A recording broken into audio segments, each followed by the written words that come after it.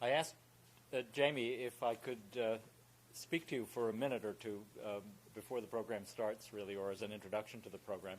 My name is Tony Kroc. I'm the chair of the Linguistics Department. And many of you may know that the courses in the ASL courses at Penn are given under the auspices of the Linguistics Program. In the past, this was just an administrative convenience because every course that is taught has to have a department. We were happy to act as a home of convenience for ASL, but it always seemed to us that it would be better if there were some content to the relationship between linguistics and the ASL program. And now I'm happy to be able to say that there is. Jamie has joined our department, and the ASL program is associated in more than a pro forma way with linguistics. The faculty in linguistics is extremely pleased with this result. And we hope that you all, everybody associated with the ASL community, will also be happy.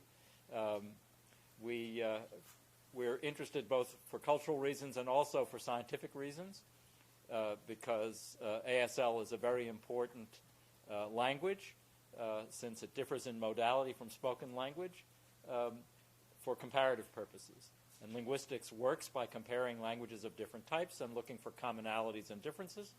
And including ASL in that research makes a big difference in the effectiveness of the science. So we're grateful to have this association, and we expect it to lead to very great things in the future. And we welcome the ASL community to linguistics, and we hope that linguistics is equally welcome to ASL. And now I'll let Jamie carry on.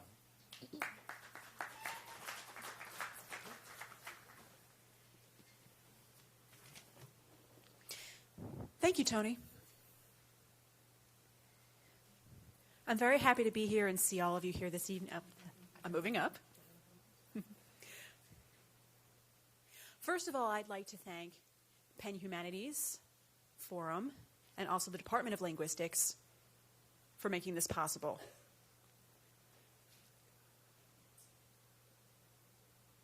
Tonight's presentation is by Dr. Joseph J. Murray. He is an associate professor at Gallaudet University and the coordinator for the master's program in linguistics and human rights. He is a historian, and he works in the departments of history and deaf studies. His research is about deaf people and their society, and also transnational connections, how deaf people interact with each other.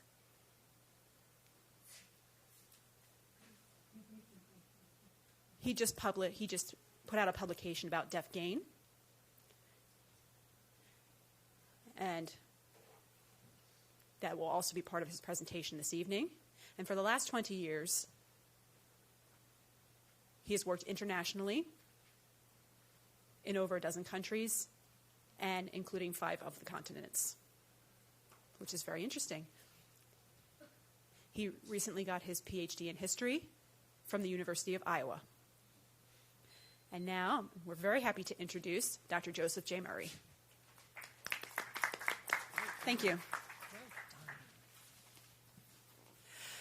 Good afternoon, everyone. And thank you, Jamie, for that kind introduction. I also want to thank Jamie and the University of Penn Humanities Forum for inviting me to speak tonight. I'm happy to come here to Philadelphia.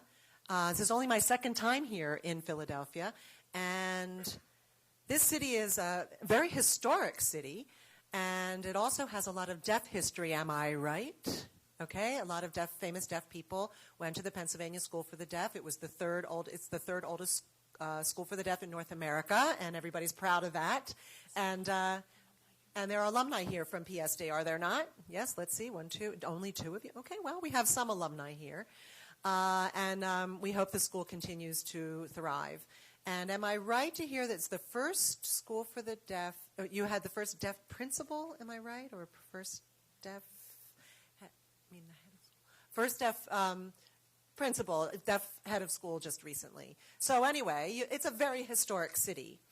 And my topic then today is being global, the transnational spheres of deaf people. Now, what does the word transnational mean, and how is it different from international? International from, suppose I'm in one country and I go to another country.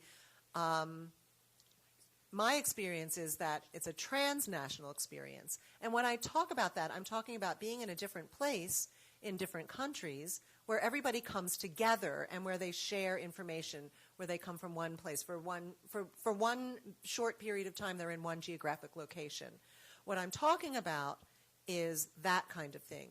When deaf people, and how are they transnational, and what happens when they get together in those experiences. That's what we're going to talk about. Everybody, we're going to have a discourse about the human body, about physical differences, and how that relates to the world, and how the world relates to the physical body, a physicality. And those are some things we're going to talk about in terms of transnationality. The Penn Humanities Forum annually has themes, am I right? Okay, the topic here would be adaptations, and how adaptations, and how the theme this year is how people adapt within cultures or between cultures, and how those adaptations happen. My talk, I'm keeping that in the back of my mind, does relate to the work that I've been doing, both in history and deaf studies. This deaf gain that Jamie mentioned, people will be talking about that. That's part of the adaptations theme.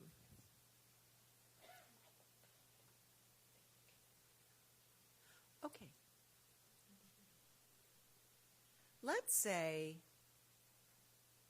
you have a person and they have a body, and everybody's body is different. We know that. Bodies vary from individual to individual. No two are the same.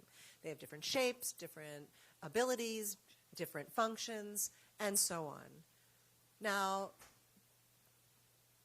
bodies and then we look at a body through a different lens, we can see how they have changed through history. It's one of the things we want to look at. Now, let's say the 1840s. There was a point of change in the 1840s, which was the concept of normalcy, which came up in the English language. Now, people wondered what this idea of normal was, and it had to do with scientific statistics. People could figure out, and they came up with the idea of the bell curve, like you see up here. Now, the reason was most bodies, have a certain height, a certain weight, people have a certain IQ, and they could be measured, and you would end up, if you did everybody in the world, you would have this certain curve, a bell curve, that most people in the audience, I'd say most men in the room, are probably 6 feet or a little under, somewhere around 6 feet tall, and that would be the middle of the curve. And then most people in the NBA would not be in the middle of the curve, they'd be on one end of the curve. And then the other end of the curve would have other people. But most people, it would come out in terms of the bell curve. They would be in the periphery of the bell curve. And so that's a way to measure people. That's one measurement. But what would you choose to measure if you were going to choose things? So that has something to do with it. What you choose to measure is significant, and how it falls under the bell curve. Now, if you're on one end of the bell curve, you might have a chance to get $30 million a year, if you're looking at that. In the middle, the majority of people probably get a little less than that, as it were. So if you're measuring income, that's another thing to measure. But this is what we call the bell curve. Other areas where we might measure would be IQ, or intelligence quotient. If you're at the end, one end or the other, it's good. If you're one end, it's good. At the other end, it's not so good. And our culture attaches value to different things that can be measured. Now, the value of that, as it came up in the 1800s, people started realizing that people who were not in that middle of the curve were different in some way. And those differences had values attached to them. And they would come up with that's where the concept of disability also came up. Disability is a label that we attributed to people whose bodies did not fit the statistically normal kind of body.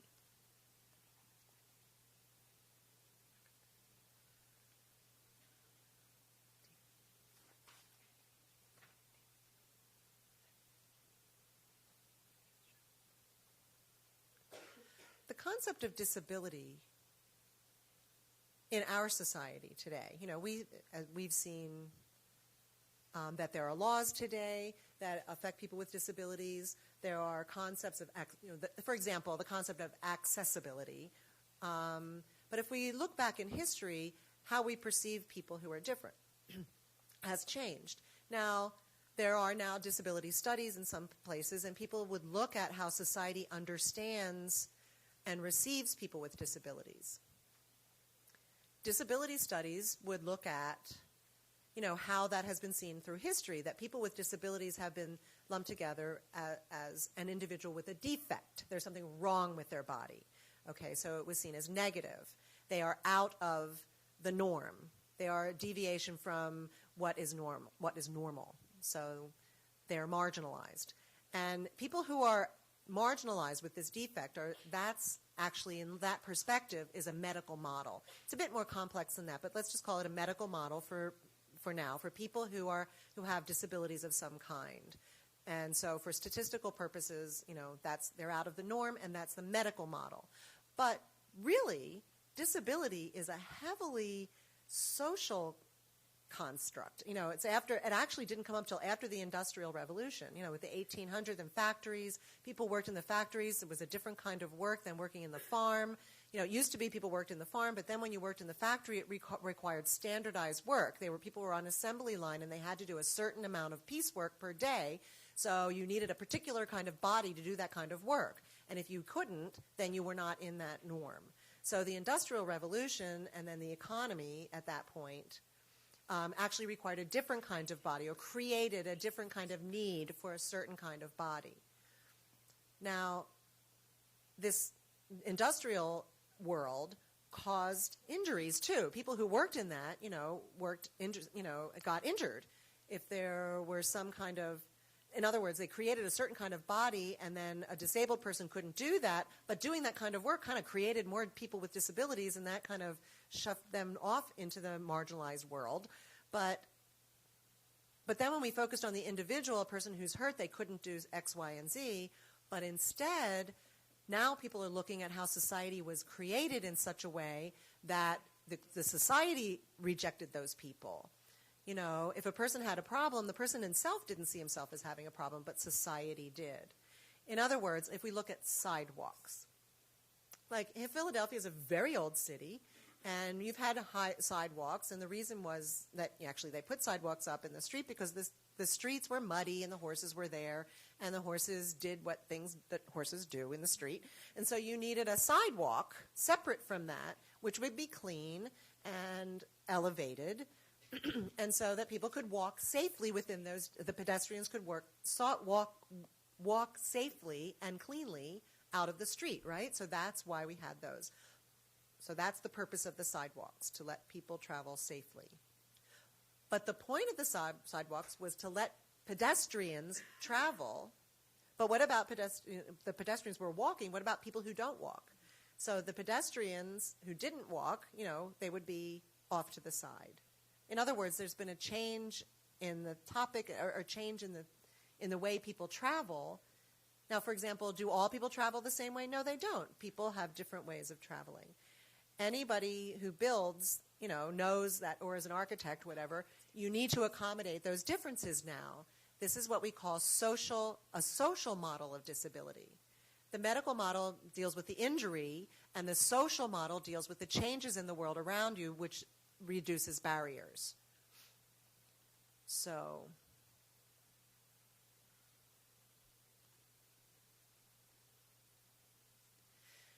now, how society responds to differences in bodies. There's a certain number of problems. They say society itself actually has been built in a specific ways. We have to change the way things are built.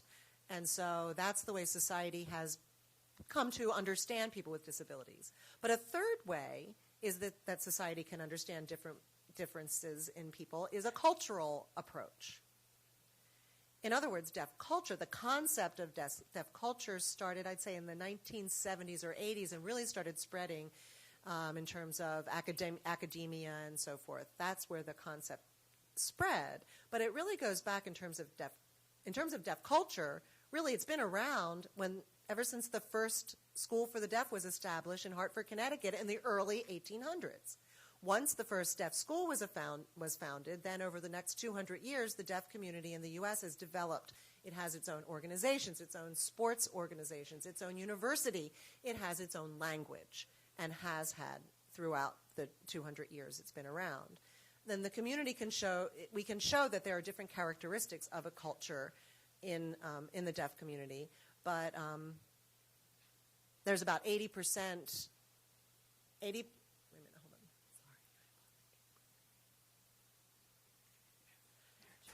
in terms of intermarriage, about 80% of deaf people marry other deaf people, and only 20% do not. But that leads to a strong cohesion among the community. Now, obviously, things are different with Facebook and so forth, and vlogs and blogs and this, that, and the other thing. 200 years ago, we didn't have that kind of thing. But, there were community newspapers, and that's how people communicated with each other. And when we look into that as a historian, we look into the way people communicated compared to now, it's amazing. People would go into a new town and find the deaf people and would share the news of what was happening in another part of the country, and that's what deaf culture was about. We didn't call it deaf culture back then, but we showed how physical differences can shape something, create something new. In other words, if there's something that's not there, something will be created to compensate for that, I guess. There's the medical model versus the social model. The medical model looks at what's wrong with the person, and the social model looks at what's happened because of those physical differences and how people have adapted to that to create something new.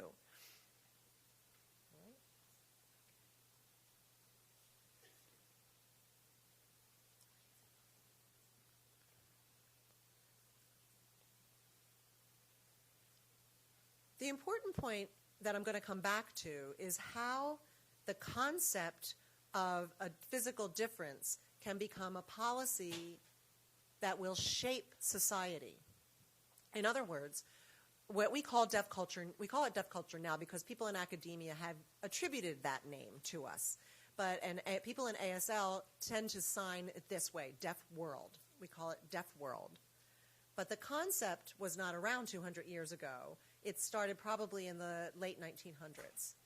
In the early 1900s. They talked about deaf-mute clubs. And later we call it deaf culture. So the labels have changed, but the underlying structure is the same, and the identity is the same. The identity adapts, and the language will adapt with it as well. All this points to physical differences themselves can cause the change of society. And then people then will adapt to this physical difference. This adaptation happens really with a lot of struggle. It happens, and then there's a response to the adaptation. People don't like it. Like in the beginning when people started talking about deaf culture, they said there isn't any deaf culture. There's no sign language or anything like that. Because people wanted to be part of the mainstream. So there was a struggle with that idea of normalcy. And it's a human process of adaptation. So when something new was around, there was a struggle. There is always a struggle when new ideas are introduced. Now, when we talk about the deaf community in the last 200 years and so forth, but really the story is much larger than that.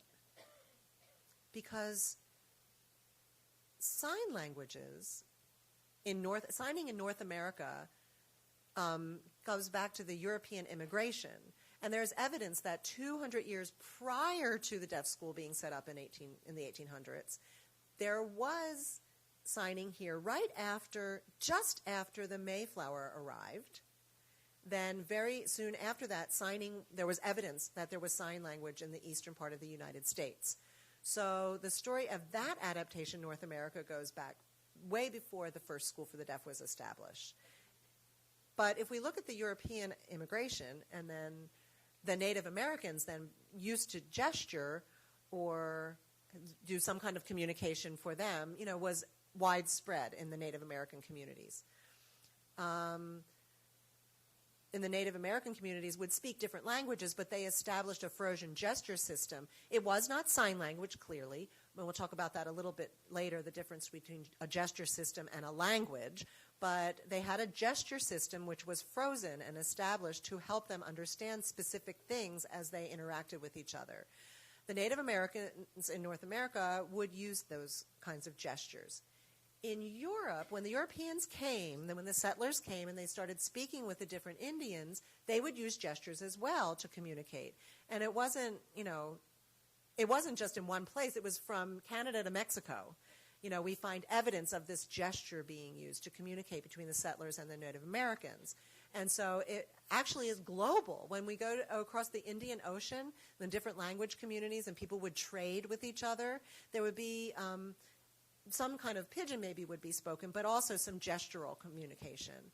There are different examples of communities where gestures would be an integral part of how people would talk with each other in for example, the Benedictine monks in Europe would have, when we read about them, there are, if a new monk would come in, they would have to learn the gestures that was used in the monastery because they would not be allowed to speak. That's one specialized kind of way, that there would be written down, and the language then would, if that person would move to another community, the monk would then pass it among the new community of monks.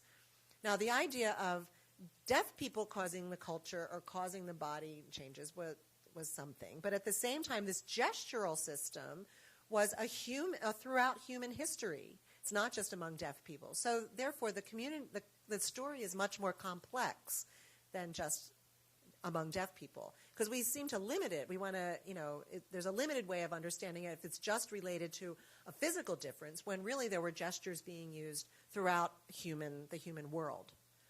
Whether they were signs or gestures, whatever, it still was among all of human society. Today in China, there is a frozen gestural system to indicate numbers.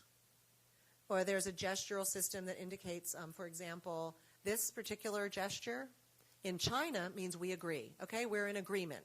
We'd sign, once two people sign that, that means it's agreement. These are not deaf people. These are just people in China. Now, so among hearing people, they would use the gesture while negotiating, and then if you look, while they're talking to each other, if you look at two Italians, you can see that, that their gestures are being used. Now, it's possible that people when they come together and have a very complex discussion and a negotiation, this gestural system will not be used so much. Early North American history talks about coming with the Native Americans and then taking... The settlers came over and they negotiated with the Native Americans, but basically took what they had, So the negotiations might have been sort of complicated through the negotiating system, and they might have exchanged things, but it was more than that. Now with international communication, we happen to do it through a common language or through translators. Okay.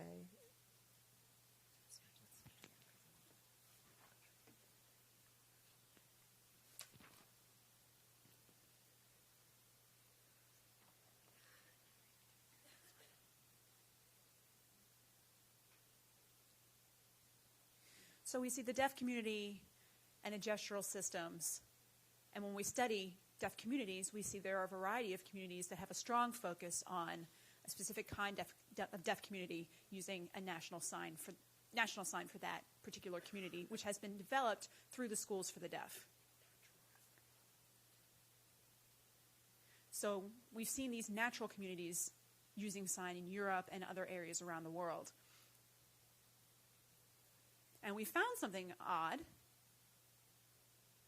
that 150 years ago,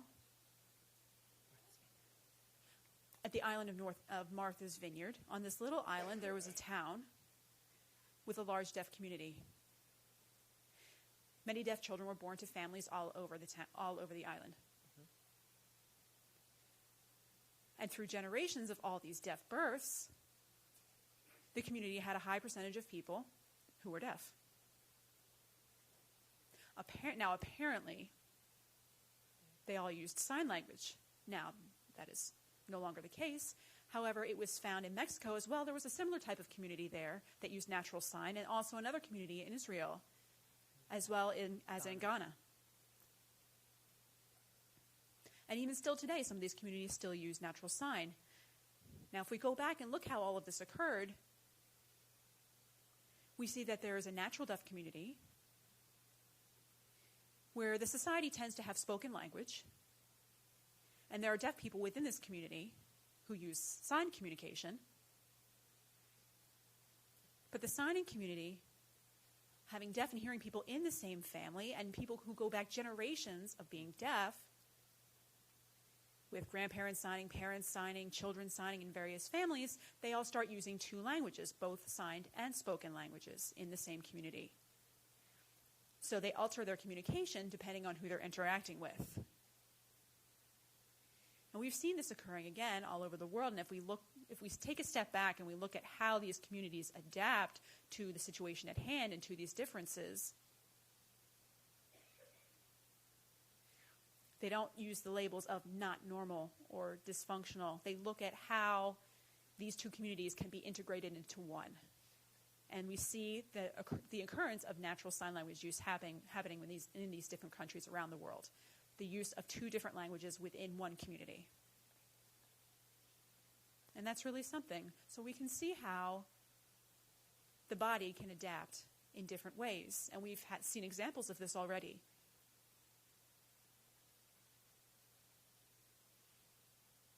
Now today we understand that the deaf community is not only one kind of deaf community. There's not only one type of sign language.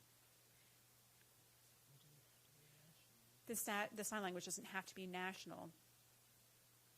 Now, perhaps fewer deaf babies are being born because the genetics have been worn out, and there are fewer deaf people who are using sign language because of getting older and passing away. Yeah. In one community, however, other communities continue to survive. Now, in order to have this community, you need to have people who are deaf. You need to have a community with a lot of intermarriage. If people marry from out of the community and bring new people into the community, the deafness doesn't spread as much. And there are other factors that need to occur in order to have that kind of community. And so it seems that throughout the world in these various areas, we have this occurring. And this has happened through history.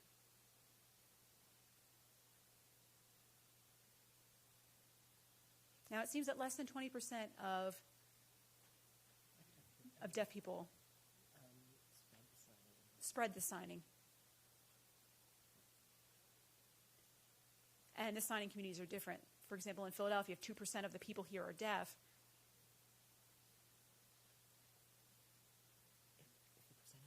if the percentage of deaf people is very high in a particular community, then the community will sign along with them. But if it's a very small percentage, the majority community is not going to use sign language, but will use its spoken language. So there's like a 2% threshold, it seems to me.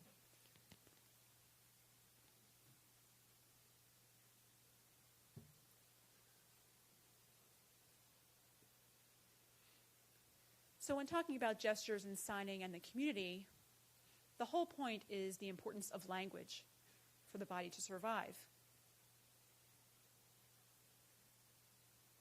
Now, as a historian, I'm all about storytelling and stories of language disappearing. And imagining if you took children into what we call a forbidden experiment, where you don't expose the child to any language at all. What happens? Will this person be able to express themselves verbally? Now, of course, that kind of experiment is forbidden. That's not something you can do.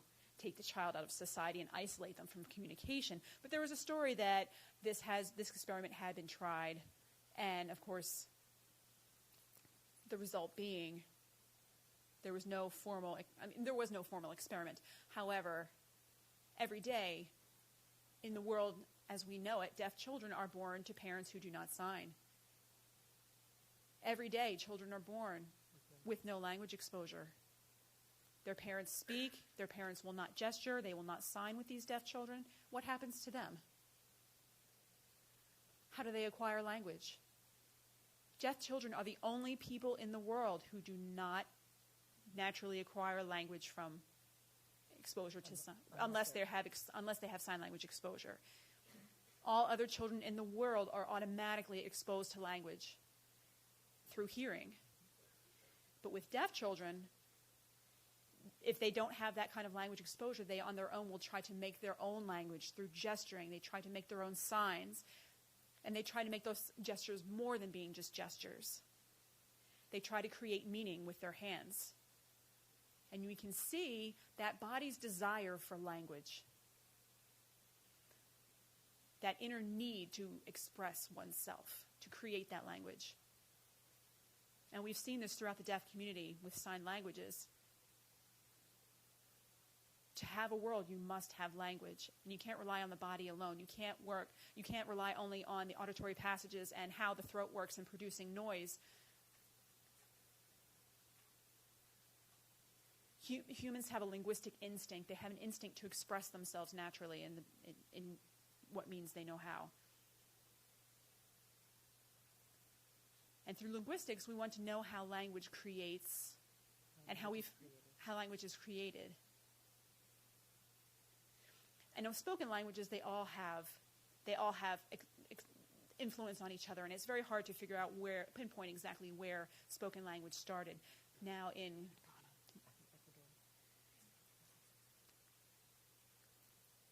Nicaragua, there are children who are isolated in deaf children who are isolated in various areas, and once they get to school, their language develops quickly and they become fluent in their language. But the language develops from that interaction. It doesn't happen in isolation. But again, that's how the body adapts to being deaf first. And then acquiring that language then, then develops the body, and that's a contribution to science.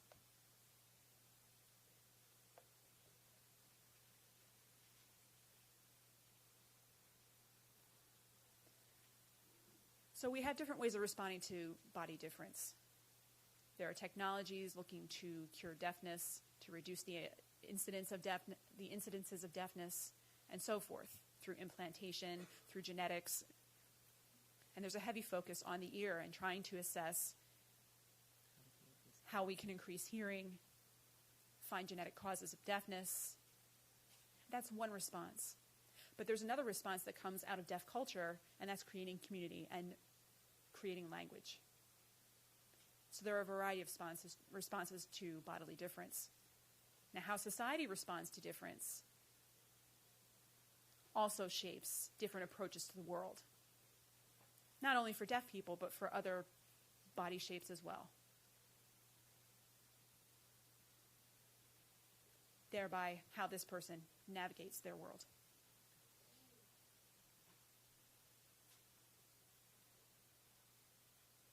One example is people with autism.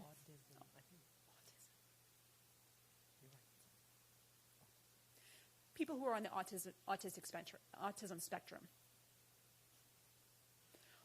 One version being Asperger's syndrome. There are a group of people who have a saying. I'm a better person because of the way I think. There's a famous person named Temple Grandin who herself has Asperger's, and she works with animals, and she has a slogan that something that she tends to say. She says, "I like the way I think." Mm-hmm. And that has become then a slogan for people who have Asperger's. They've taken on that quote that she says, and it affects how they think, how they see themselves. They like the way they think. It shapes their identity, how they feel about themselves, and then they apply it to their everyday life and their work. There are also companies in different countries like Denmark and Iceland, the UK, who have departments with people with autism, because the skills that they have greatly accommodate the needs of the position, and the way that they think is the most successful for these positions. And it's something that other people who don't have autism, they just can't do in the same way. So there are studies of these companies, and it seems that they're very successful using this method. And these are companies that make $1.7 million annually. And they hire people with autism because they see the benefit to the way these people think, and also it's a benefit for society. Because without those people being able to do the things that they can do in the way that they do them, they wouldn't be as successful. Last summer's New York Times had an article about dyslexia. It was called The Upside of Dyslexia, as you can see here. And the article talked about people with dyslexia. They have some issues while reading, but they also have a different way of processing visually. There are some scientific fields where it is required to do a lot of heavy visual observation. For example, in astrophysics.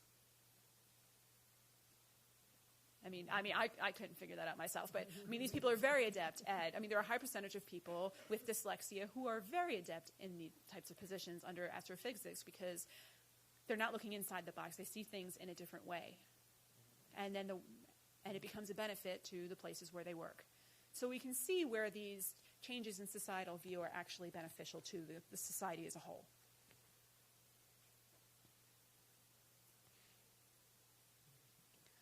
At the University of Dirksen, and Gallaudet are working together on the concept of deaf gain. So instead of having this view of deafness as being a problem, they reframe it as a form of sensory and cognitive diversity. They look at these body differences in the world and trying to find the gain to these differences.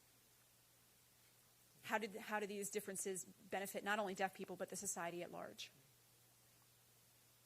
So instead of these people being marginalized as they have been in the past, we look at the benefits of being deaf and what the deaf view can provide to the larger society.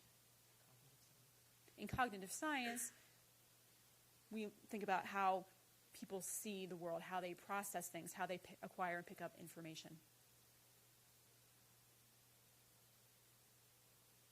The differences in deaf people are as follows up here on the screen.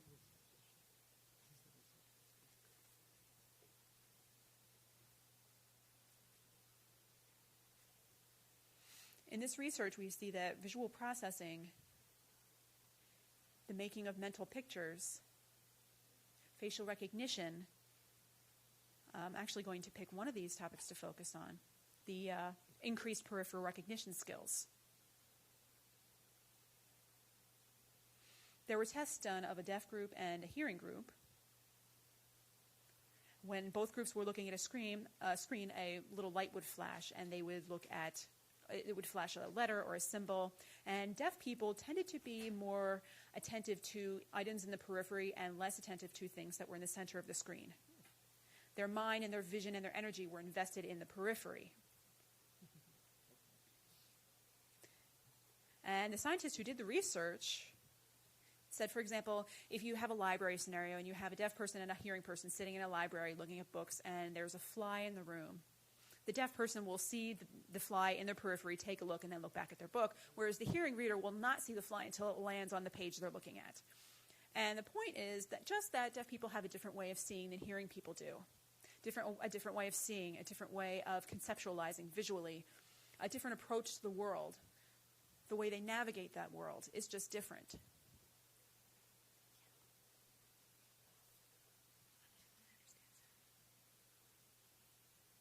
Now, society's response to this difference, and people with differences, and also those people respond back to the larger society, and how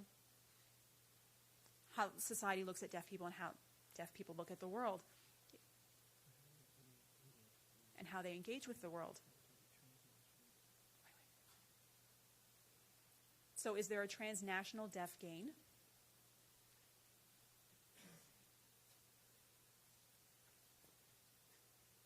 As a historian, my work focuses on how deaf people come together in social situations, in transnational settings, in the 1800s, and we look at these three different facets of people who have traveled through the world and how information about life as a deaf person is then transmitted in these different societies. We have printed information, and also a large percentage was transmitted through international congresses and then also through deaf people who traveled for work and pleasure. I focus mostly on Europe and the United States. And there are documented findings about this information. Now, I don't have very good Spanish skills, I have to say. Even as a linguist, I know that I have to work within the language that I'm in. But deaf people do travel for work. They will contact deaf people and try to find jobs. They will try to reach out and find people to learn about their experiences. And there was a Norwegian man who actually went to Copenhagen in Denmark. Upon arrival, the first thing he did was go to the local residential school for the deaf. And he actually, once he got off the boat, he found a boy to take him to where the school was. And once he arrived at the school, he wanted to find a job. So he had to wait to be met for an interview. And he said, I haven't heard very good things about this school, but I've also heard that in Germany that there's a much better school there. So from the information that he received in Norway, he was then informed about information about a school in another location. So there are a lot of stories of deaf travelers. There was a deaf man in Germany who worked as a mason. As he was walking from Germany to Moscow in Russia, and then over to Turkey, and then back to Paris, and finally back home. So I want to say the travels took him about 17 years of walking, which sounds about accurate. So through his travels, he met various people through deaf clubs and so forth. And at these places, of course, he gathered and shared information in his encounters. Now, one encounter he had was he saw deaf publications. And he noticed that similar stories would be repeated in different areas. To give you one example, there was a German man who was deaf who sailed to New York City. When he arrived, he realized the weather was so hot and he died. This was printed in French, German, and Danish, as well as Norwegian newspapers. He was not an important person, but it was an interesting story. He came to New York and he died. So that was one way of sharing information. The same story was passed around in many different areas. And that informational sharing is something that continues to this day.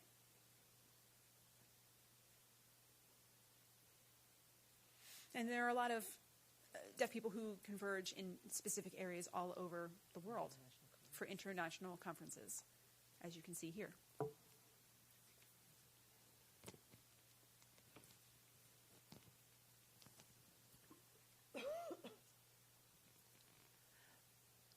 Different dates for the different international congresses happened over the number of years. I think there were about 24 or so.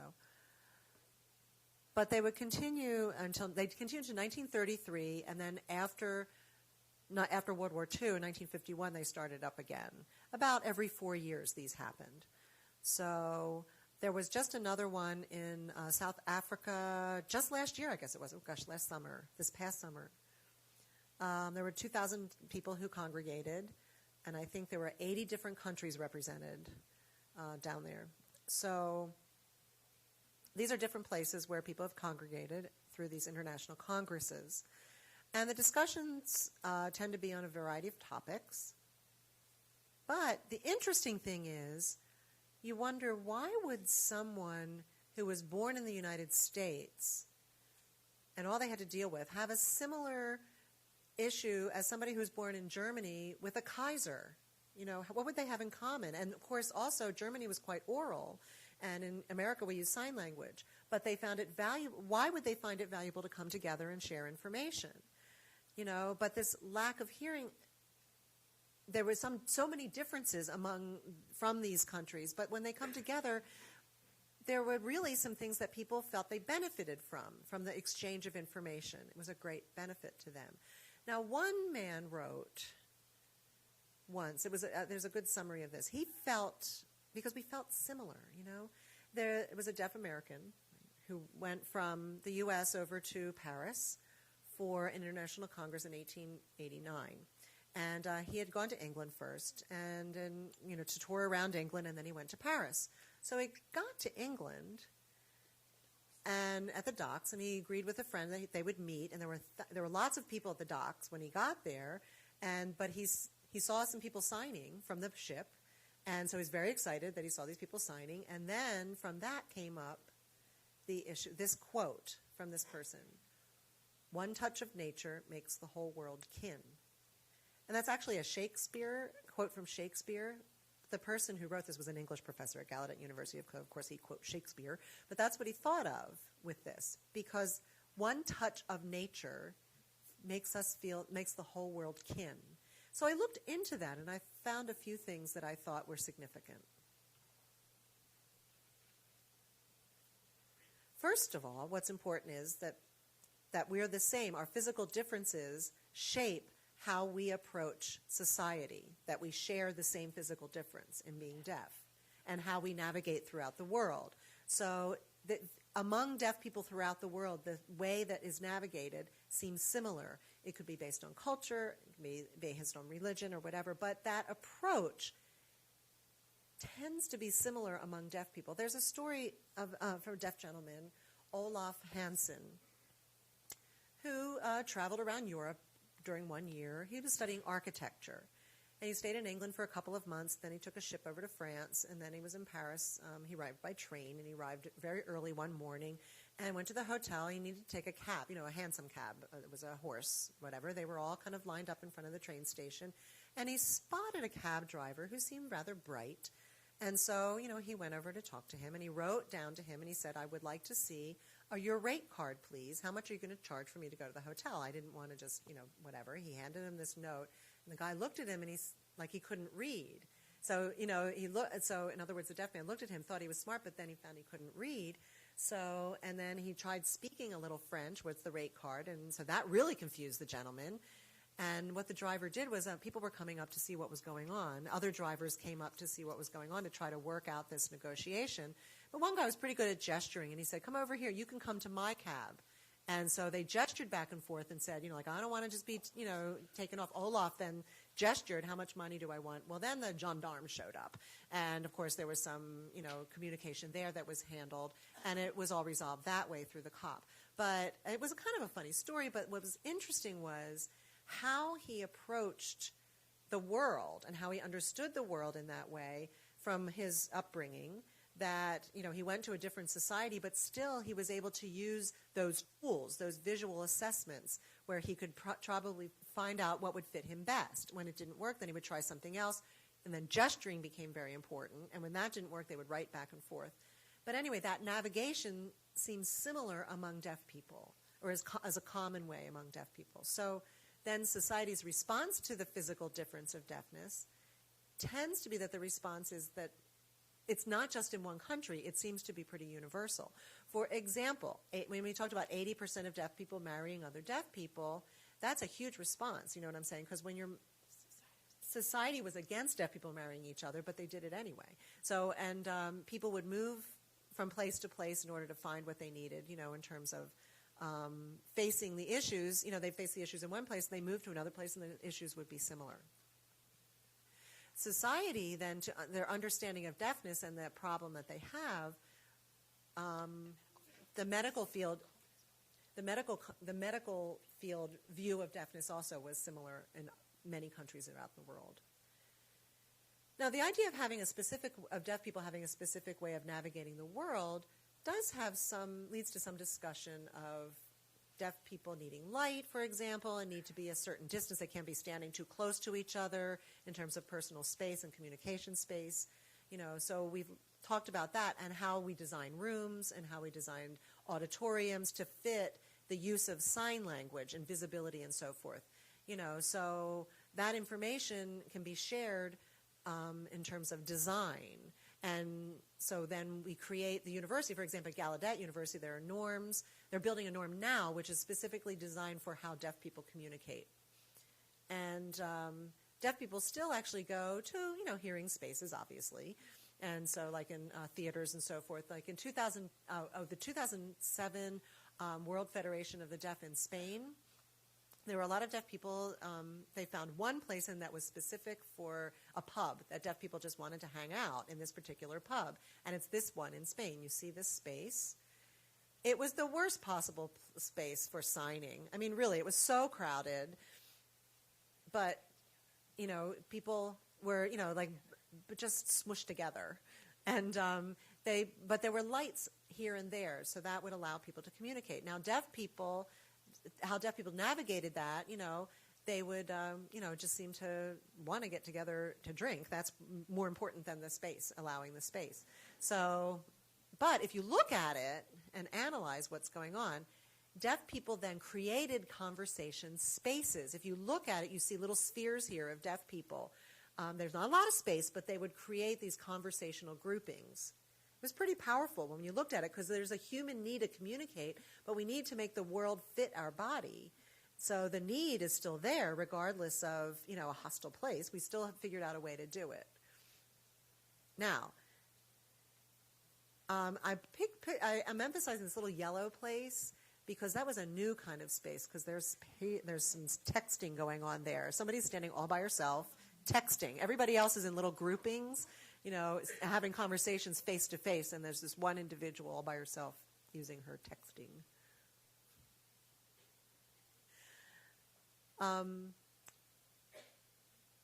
There's a way, now I've talked about navigating through the world. There's also the way deaf people are discriminated against in the world is also similar. Now, also, when we talked about the Europeans coming and gesturing with people, deaf people didn't really just gesture. There's something called international sign. When we come together and try to communicate with each other, I'm not talking about international sign language. It's just international sign. It's a system of signing. There are, how it came about was not, I'm not really sure what it looked like actually in the 1800s when people would come together. There were several descriptions, that a person used beautiful international signing. And it was beautiful, but they don't tell me exactly what they did that was so beautiful. They said it was a beautiful signer, but we don't know why it was beautiful. It just isn't described in that much detail. But there is this one quote, which was in the 1800s, and people talked about having clear communication. Like they met a person from a different country, a completely different language, different written language, but still we could understand each other. That is a core part of deaf transnationalism. That when deaf people come together, even if they're from two different language communities, they still figure out a way to understand it. Now, linguists have figured out not the surface language, but there's something underneath the language that allows that.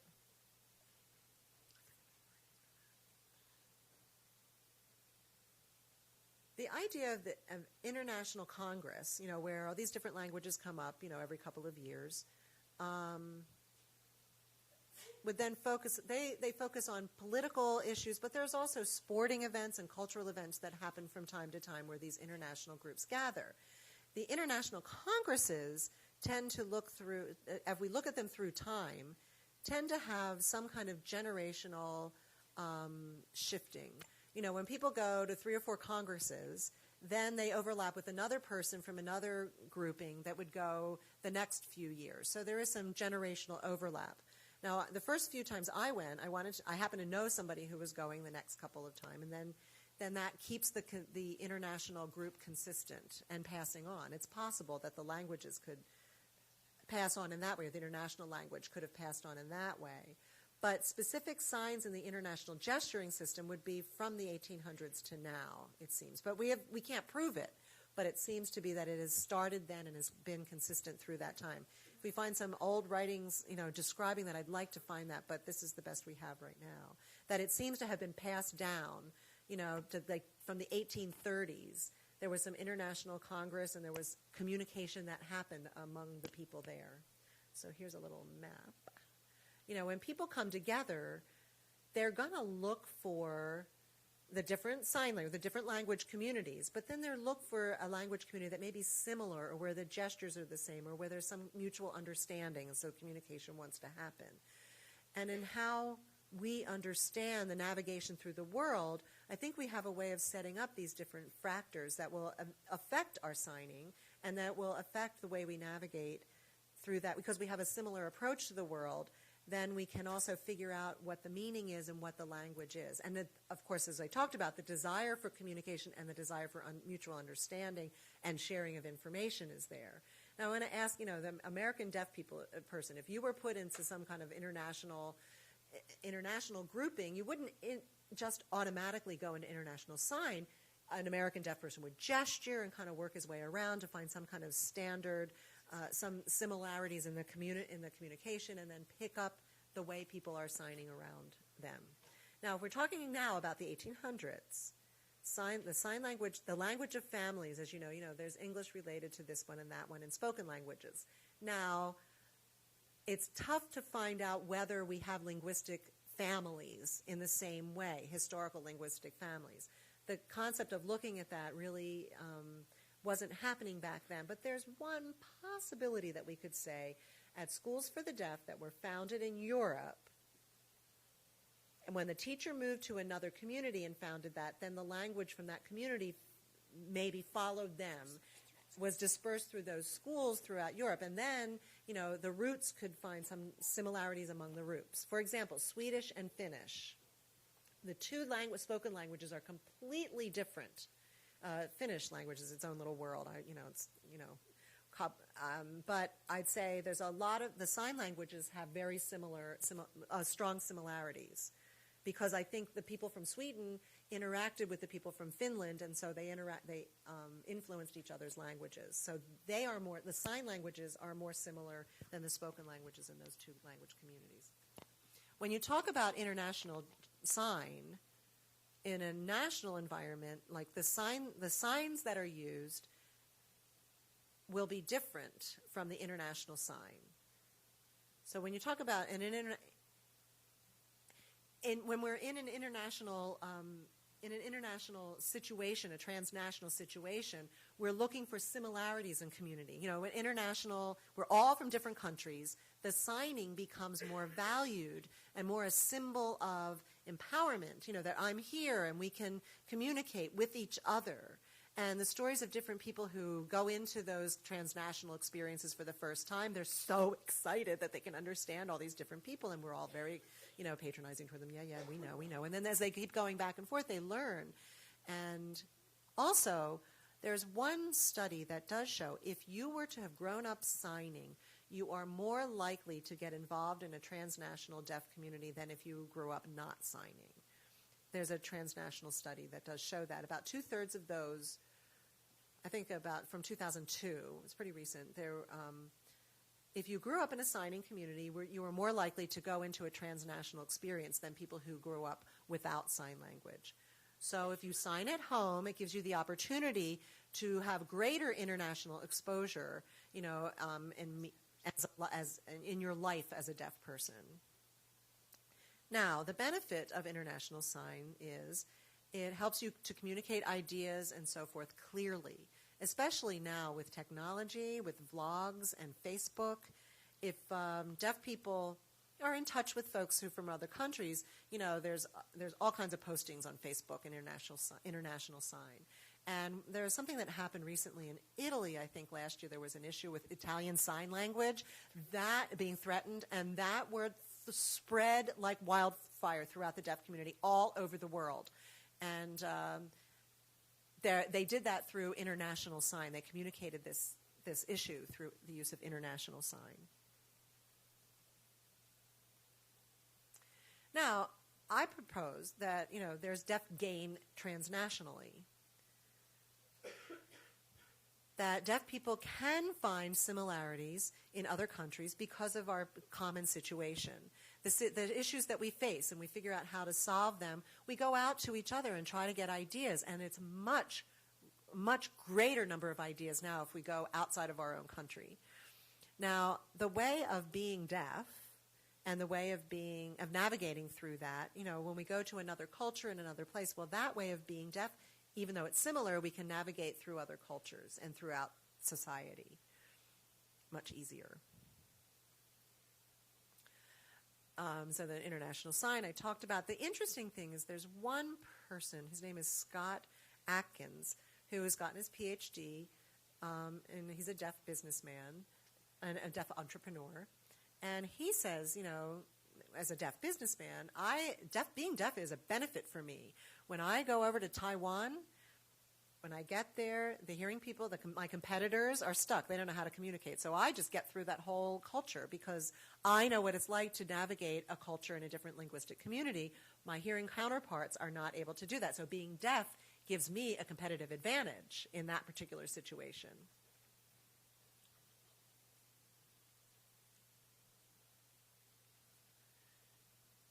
The World Health Organization recently reported a statistic in 2011 that said about 15% of the world has some form of disability, which I'm calling a physical difference, some form of disability. So, and the deaf people in that, it's probably about 70 million people if we look at that.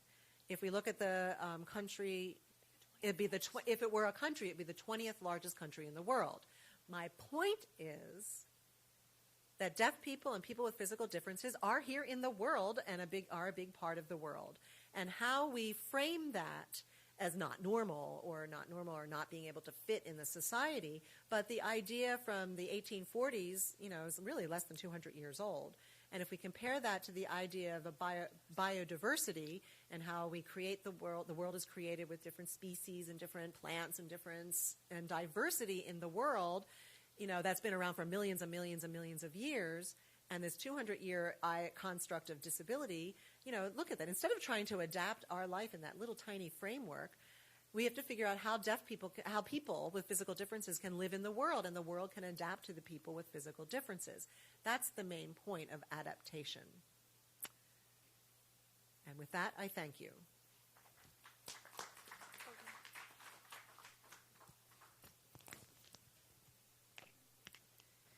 Thank you so much for coming and presenting. And now, if anyone would like to ask any questions, we're going to take time to do that. And afterward, we're going to have a little reception next door.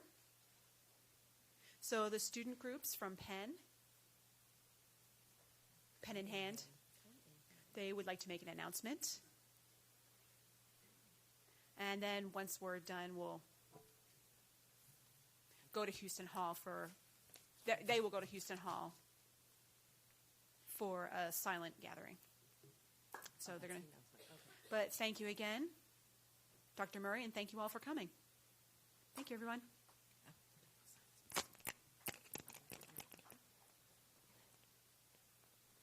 Are we doing questions? Okay. Any questions? Yes.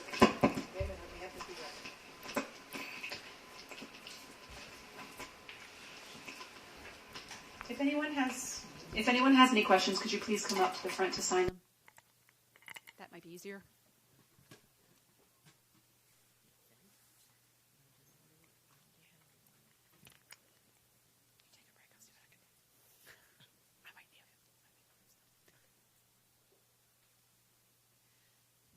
Now, in the hearing world, there are 7,000 different languages that are spoken or written. Written languages, there are 4,000. And of deaf sign languages in each country, there are about 130. Is that number accurate? Well, I'd say there are 239 countries, really. I thought 196 countries, but I would say for sign language use in those countries, it would be about 136.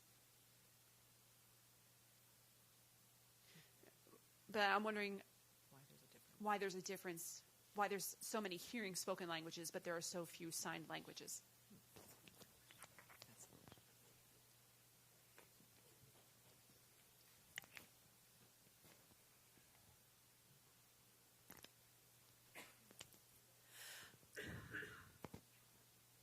It depends on what you're counting. If you're counting one country equals one sign language, then, in that country, but in that country there may be many different languages. For example, in Thailand, there are many languages. There's the official language, and then there are other smaller language communities, but those aren't often counted. Now, how you define a language is one thing. That may be one problem. And what exactly you're counting. If there's only one country per language, or you ignore the sign language, or the sign languages have been ignored, but now they're being recognized, but they weren't counted before in terms of how many languages there are in the world, and now they're starting to catch up with that. But I also think that many languages are overlooked. Sign languages are overlooked. Like there's a sign language community in Africa and Israel. There are languages that actually pop up and then disappear. There's one particular language that you may forget. There's a national language, but you may forget that there are many other sign language communities in a particular country. I'd say definitely there are more. That would crop up as time goes on. Maybe there will be a variety of languages within one country, of sign languages in one country. But we're starting to recognize them more. But in terms of recognition of a sign language, now there's the Bedouin Sign Language community. We're not sure that that's going to last another 20, 30, or 40 years because there's no deaf school there where that would be supporting the language through generations. That's a system. There's no support system for that particular community. But a spoken language and the national sign language, there's support, there's language, there are people, there are interpreters, there's the state power behind those languages, that have them recognized. Now, but other languages are not going to be recognized with that power. Okay? Yes? You're going to try ASL?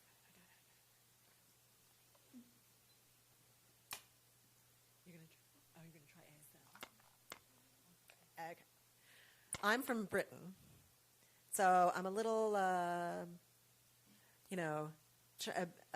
little BSL. I'm trying to translate into your ASL here. But let me think.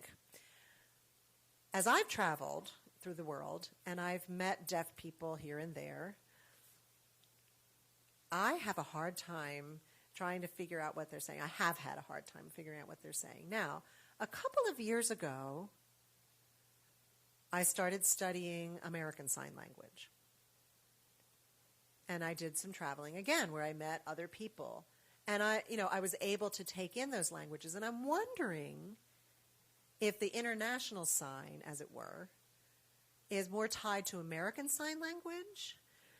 And I'm wondering, there's the world, of course, and there's Britain, and there's spoken English throughout the world, and which is sort of taken over, and because of American business and enterprise. Now, with international sign, I'm wondering if that's similar to English.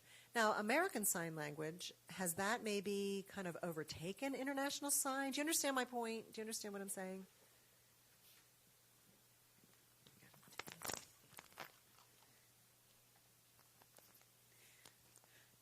The issue has come up. And I've noticed over the last 5 or 6 years where ASL has become more international, more incorporated in IS. And the international signs are changing based on who's using the signs. There's no real research over the generations about the transmission of the language, where you would see exact areas in the world influencing international signs in a particular time. Now, in Italy, that seemed to have more influence in the 50s and 60s. And then another language had more influence later in the 70s and 80s. So there are several possibilities or reasons why this may occur. So again, who can pay for travel? Who is able to afford higher education? They will tend to go to Gallaudet or to the United States first and pick up language there from the deaf community. And of course, they're learning ASL. So the ability to travel may have influence, and then that in turn will influence international sign. Now, as a scholar, and as a person who's involved in the deaf community, in the WFD, I'm not in the WFD, but just as a scholar myself, another reason would be in the 50s and around the 50s and 60s, a lot of schools were established in Africa, in Asia, by Americans. Missionaries or people who just wanted to go out and establish education and they either brought ASL or they brought a signing system, not a language, but a signing system based on English to these countries. And the children went to those schools, and then the language within these schools then influenced their home languages and were perpetuated that way. So ASL became part of those international languages. For example, in Malaysia,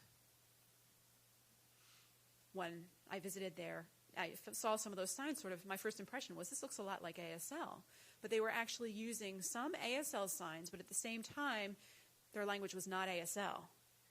It was something different. It was their own sign language. However, there was the influence there. So you're right that in the international community, you will see a lot of American Sign Language. What's interesting is at the World Congress in 1880, in the 1800s, when people would go, they were basically educated white men or individuals who traveled for business. And when these people came together, this basically was interacting. Now that travel has become cheaper and communication is easier and we have technology, this communication and contact is becoming more widespread. And there are people who are empowered to attend these functions, and thereby these people all influence each other. And now you can travel more easily.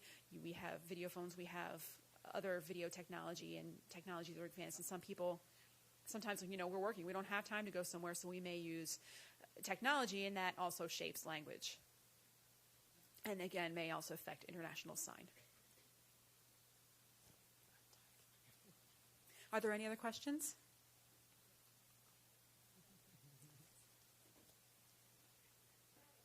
Okay, come forward. How about you come up first, and then we'll have the next person come up. I'll just come up because it might be easier for you to understand. When I need you to come in the middle. There we go. She's going to slide in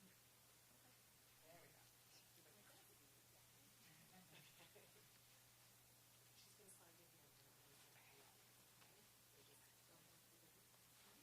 So when I hear the comparison between ASL and international sign, as a linguist, I'm reminded of the relationship between, say, a language like English and pidgin languages, and which are English-based, but they are not English, and they're not necessarily mutually comprehensible. And I wonder whether you thought about that connection.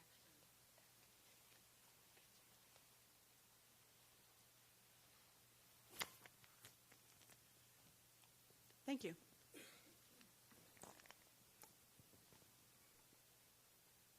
Well, really, I'm a historian, and I focus primarily on culture.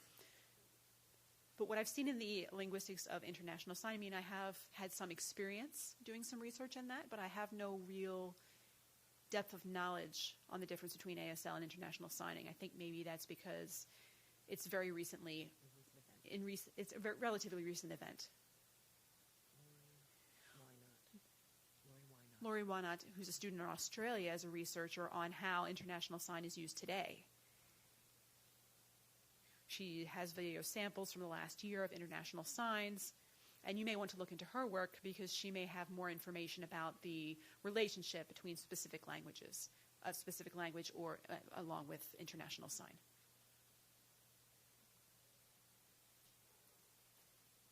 Yes? Next question?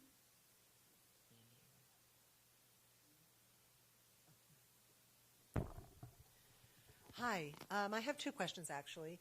A comment with the American Sign Language influencing the rest of the world. In Mexico, for example, there's their own gesture system or sign language, but they started picking up American Sign Language there. For example, the sign hard, difficult, or impossible. It used to be signed this way for years and years and years. My parents used that, and then noticed, I noticed 10 or 15 years ago, the sign from America seems to be there instead of the sign that we used to use. And they're separate communities, but it's interesting to see. And so I personally want to research that, but I'm just putting that out there for food for thought for you all. Anyway, when you talk about transnationalism, I'm thinking, in terms of traveling, that often people, when we look at people and friends get together, I can't compare myself because my parents use sign language. So my first language is Puerto Rican Sign Language, and I go back between the two of those. So I'm not like a regular person. But when I look at deaf people from, generations of deaf people through Americans, people who grow up in the mainstream or so forth, and as I travel and I meet other deaf people, and we gesture immediately, when we connect immediately, whereas these other people just struggle so much. And I think, they're deaf. It should be easy for them to understand what's going on, but they have, maybe the language foundation isn't quite there, or from this group. Okay, I think I lost it. Okay, wait a minute, I'm lost a little bit. So, one group of people who come from generations of deaf people. They use American Sign Language. They have a strong language foundation. The other group of people are mainstreamed and maybe learn sign language later in life. Now, what I noticed is when they meet people from another foreign country, the people who grew up without sign language seem to interact easier with international people, whereas the people from a deaf family have a hard time. Even if they're there for a couple of weeks, they still depend on us to interpret for them. So I'm just wondering why that is. Maybe they have too strong a foundation in their native language.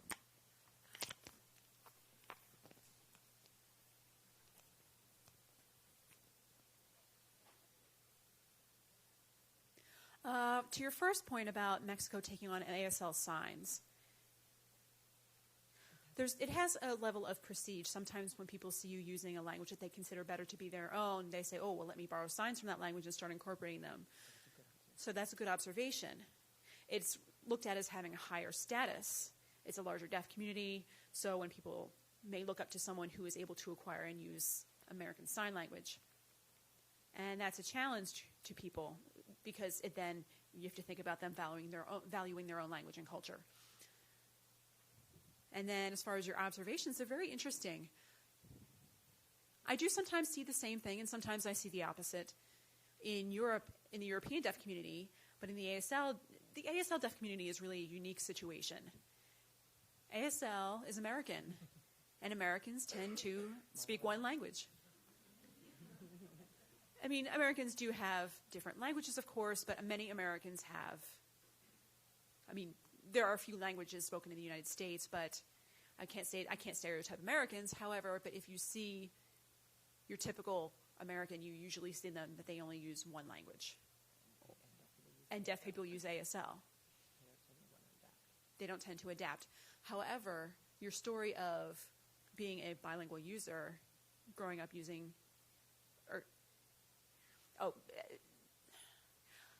so your observation about people not having generational. The people not having a strong language base tended to acquire or get along in international situations easier. It's interesting. At the same time, I'm tempted to say that maybe it has to do with the connection that the strong language foundation people have is a very strong connection, and they don't want to let go of that. Whereas the people who grew up without sign language may want to, it's easier for them to let go of whatever it is that they're using and acquire a different signing system or a language. Okay. I think we have time for one more question, one or two. Okay.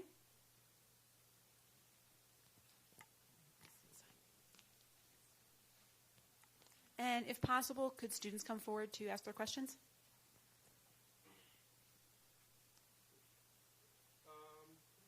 My name is Abhinav. I'm a student here at Penn who's learning ASL. I'm in ASL 4. And I just have a couple of points and questions about the lecture. So my first question is about language in general. I don't really have that much experience studying languages that are different anthropology, and we did spend a lot of time focusing on all kinds of world languages. And one thing that I learned from that class just a couple of years ago is that language is constantly in flux. It's always changing. It's never a static thing. There are different dialects that are coming up. There are different words that are being introduced to the language. And in the same way, even though, I fully believe that ASL is a real language.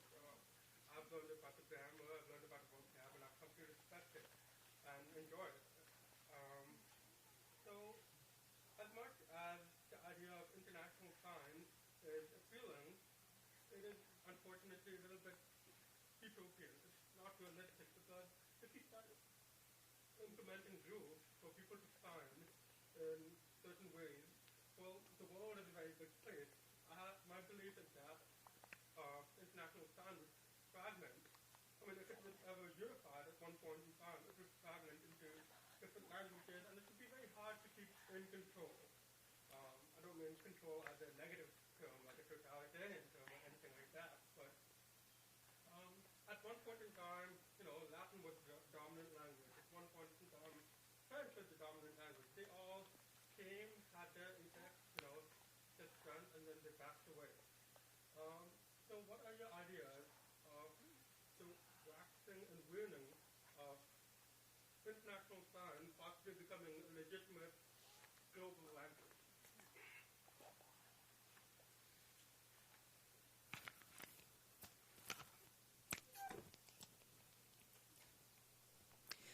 Thank you. Could you help clarify a point a little bit about international sign? It helps me to clarify about international sign. International sign is not necessarily a language. It's not something that all people use to replace their own signed language. All languages are created within communities, and the communities either perpetuate those languages or they disappear. International sign is created specifically for an environment, a transnational environment, that specific usage. That is where you will see international sign. That's where the interaction has occurred for the last 200 years. And that's what we're referring to when we talk about international sign. And it's not to replace a national sign language or world communication, because those things are already there and they always have been. To use it as a way to help deaf people with different sign languages drop their own languages and have communication. And if from that communication, there's a growing need to be able to communicate with each other. I mean, there was one attempt, I believe in the 1980s, to create a frozen international sign system, to make a standard sign system, and it completely failed. It completely failed.